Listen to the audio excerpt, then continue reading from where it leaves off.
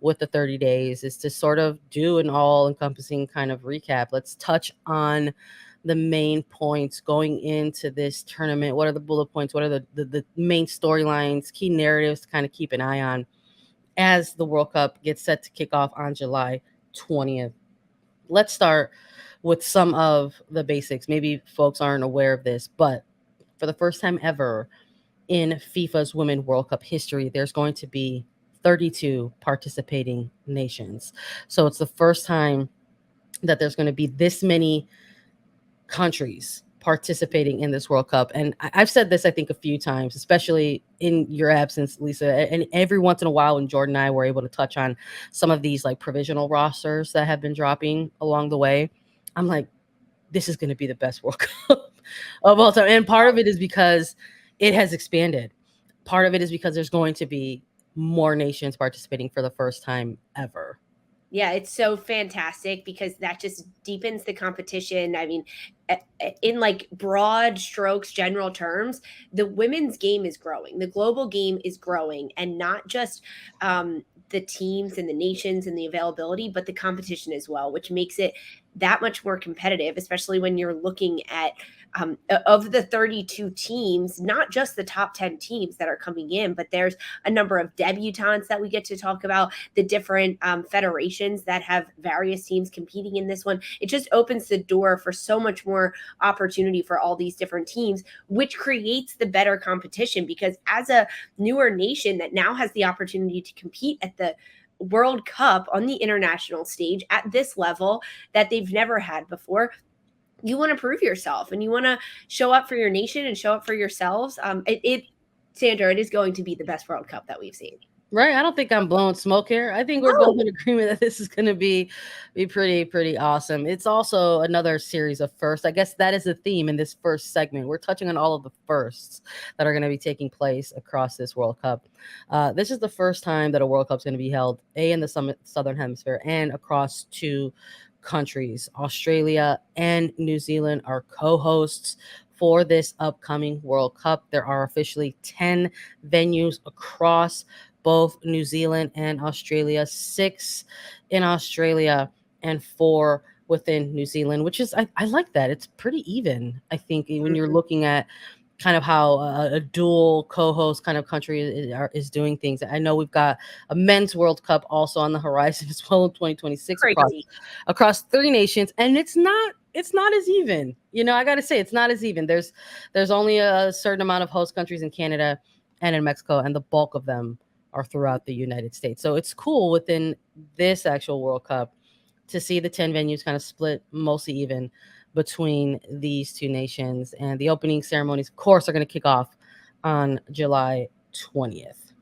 Yeah, it all starts July 20th. That's why we're doing it today, June 20th, our 1 month countdown.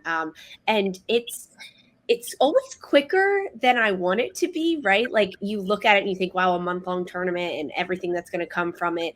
But it's always quicker than I want it to be, because group stage starts July 20th with the opening ceremonies. There's 2 matches on that opening day, and that'll run through August 3rd and 4th, I believe, with then 1 rest day before the round of 16 and the knockout stages kickstarts on August 5th. So the round of 16 will be the 5th through the 8th. And then the quarterfinals, August 10th and 12th, 10th, 11th, and 12th. And then the semifinals, August 15th and 16th, with the World Cup Championship match set for August 20th. That'll be in Sydney, Australia. And the 3rd place match will be 1 day earlier. So that'll be August 19th. And these are all times in New Zealand. The time change, we'll get to that as we get closer to it, because for those that are in America or between the East Coast, Pacific Coast time, there's a lot of changes, especially when we get talking about like the late night games. Oh, yeah. Then it's the different day for us. I mean, there's so many moving parts. I've got many calendars going, many different world clocks. I'm ready for it. But July 20th to August 20th, that's the span of the World Cup. There's going to be so much competition, so much happening there. And August 20th is the championship in Sydney.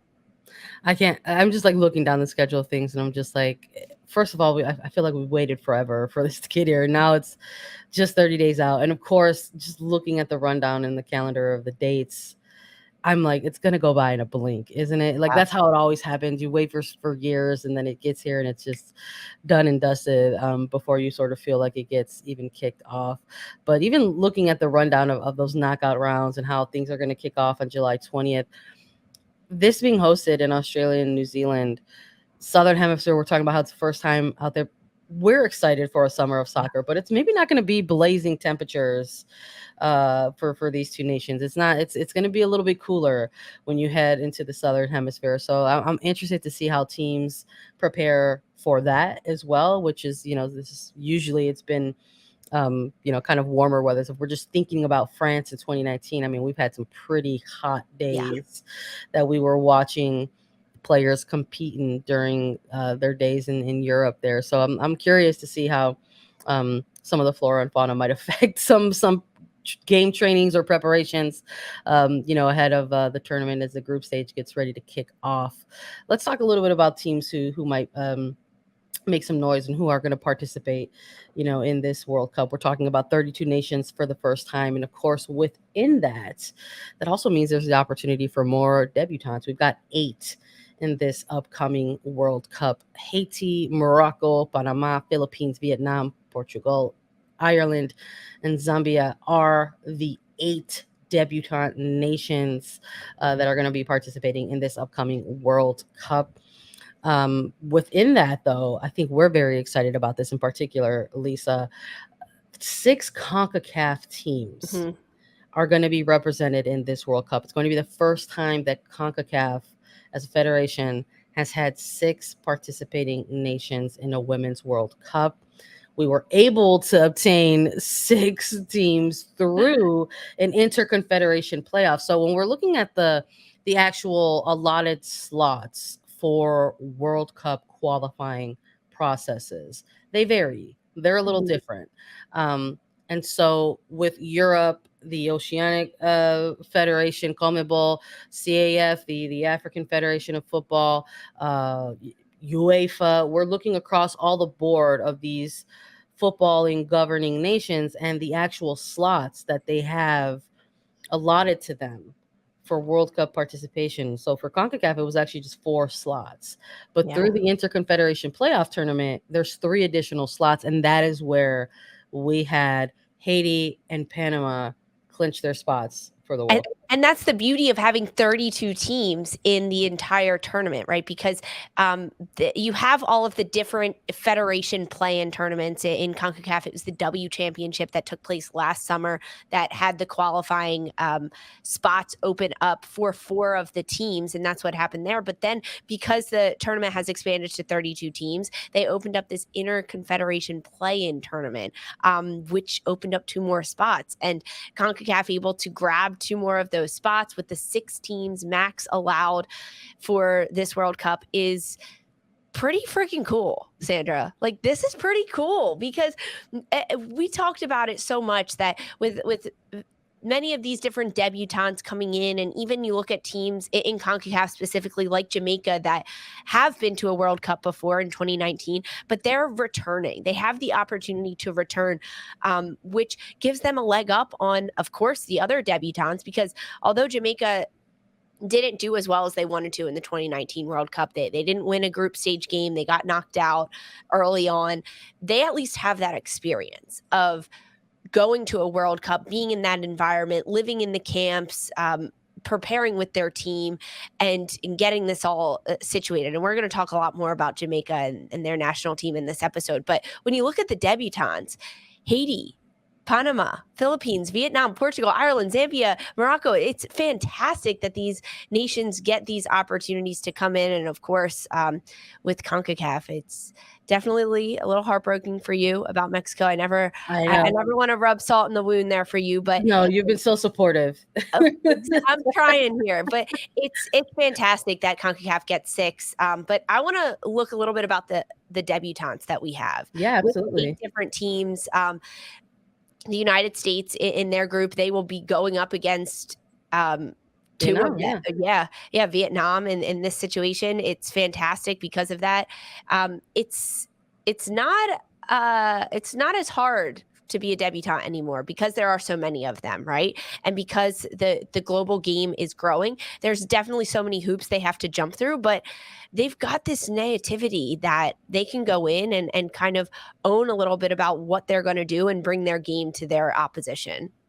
Yeah, I'm definitely like that's one of the storylines I think among the many in this upcoming World Cup that I'm very curious about. When we look at these 8 teams specifically, and also just sort of where they kind of have fallen within the 8 groups it is, I believe, through for the World Cup this year, and where they can make an impact. Well, I mean, we're looking even just at Group E, which we'll talk more about because the United States women's national team are within that group. But even just within that group, it's Vietnam and Portugal, right? I think that might be the only group where there are 2 debutante type teams within this entire World Cup. So it's like that even kind of is like, it made me take a double take. And I was like, wait a minute, like there's 2 debutante teams within Group E. But when we're looking ahead a little bit, and we're looking at all of these groups and where these 8 debutante teams kind of fall in. When we're looking at these, Lisa, is there a group here that features a first-time World Cup national team that you think they could go out there, maybe give an upset or disrupt something or shake up the group? Yes, completely. I'm looking at Group B with Australia, Ireland, Nigeria, and Canada. The Republic of Ireland is a nation that I am very excited about, with the different prospects that they have on their roster, with their journey to the World Cup and how they were able to clinch a spot, and get into that Group B. Yes, they're going up against Australia as a host country, but I think that'll give Ireland a bit more juice to go out there and dominate a little bit. Canada it's going to be a hard group, right? This is not a walk in the park by any means, but I'm really excited to watch Ireland in their first World Cup ever with Katie McCabe that they have. NWSL fans know Denise O'Sullivan, of course. They've got a lot of talent. And I think the surprise element that Ireland will bring to this group is going to help them in the long run. They've just got to weather the storms. They've got to weather the storm of Canada for sure, try to control that a little bit, but I think they could pick up points and get wins in this Group B. Okay, so I love that you chose Ireland out of Group B because it feels appropriately. So because we're doing this episode as the 30-day countdown to the World Cup, and on July 20th, as co-host Australia kicks off the World Cup, they're gonna do so against Ireland. Yeah. Let's have fun with it. Do you think this is the game where Ireland is like, let's make a statement? I mean, they're going to have to try because you look at it from Australia's perspective. They've got the opening ceremonies. They're hosting this entire world tournament. They're the first game to kick off and to get going with things. They're going to have the pressure, the crowds, the home stadium cheering them on. They're going to have so much behind them. They've got Sam Kerr leading the way. It's going to be really tough for Ireland. However, it's the first game for Ireland of this, which I think could go either way for them, right? They could either be completely terrified and nervous, especially going up against the host country in this opening game, or they can approach it with the utmost confidence, saying, we are going to go out there and play our game no matter what the pomp and circumstance, no matter who the competition is. But that's a reason I picked this Group B, because that's who opens it all between Australia and Ireland. No, I love that. I think this match, and thinking of the first 2 games of this World Cup, the other side of that is going to be New Zealand and Norway. I think these are going to be some pretty exciting matchups. I think Norway might cause some problems for New Zealand, but I'm eager to see what Ireland brings on match day 1 against Australia. I think maybe they'll be motivated a little bit by some of that underdog energy going into a game like this. And I think you're spot on in terms of debutantes who can maybe shake things up within a group. I think you're not alone in taking a look at Ireland and focusing the lens on Group B. I think for a lot of casuals, perhaps, who might find themselves tuning into the World Cup because they enjoy watching soccer solely like on the biggest stage, this is the type of tournament that brings in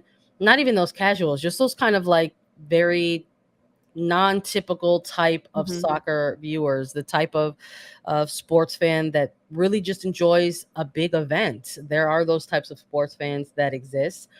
And I think some of these things with these storylines that we're touching on are ones that they may not be privy to.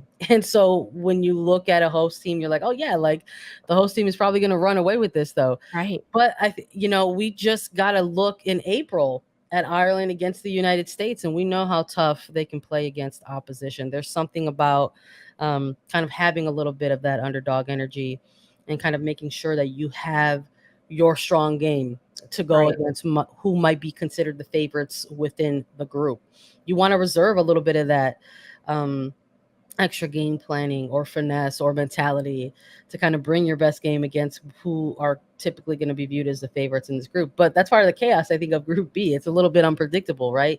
I think maybe you take a look at Australia and say they're the hosts. Of course, they're the favorites. But what about Canada, our No. CONCACAF siblings who are going to compete in this same group? Olympic champions, the And gold coming in here medalists. as the gold Yeah. medalist. Yeah, exactly. So there's a lot of excitement within each of these groups. I know Group E has the two debutantes, and we'll talk more about USA within that. But Vietnam and Portugal as well. Looking at those two teams, I think one of these two teams, if you've got two debutantes, one of them is going to cause a shakeup Yeah, I in, agree. in the group. Like that's just, I think, full stop. I think there's Yeah. literally a 50-50 chance or 25% chance that a debutant within Group E is going to kind of give a little bit of an upset result, or maybe, like I said, shake up the group. So I'm very curious as to what Portugal is going to bring Same. into this World Cup, as it's their first. We saw in that Interconfederation playoff what it meant to them to kind of go ahead and reach this level and reach this moment for their national team and their federation. And I'm excited about some of the players that they've got on their roster. I'm looking forward to seeing the play again of Silva, someone who played with in NWSL for a brief period of time, and we know what she can bring to the pitch. So I'm definitely looking at the two debutantes in Group E as well, because I feel like with our lens on the U.S. team, we'll get a closer look at these two teams specifically heading into the group stage.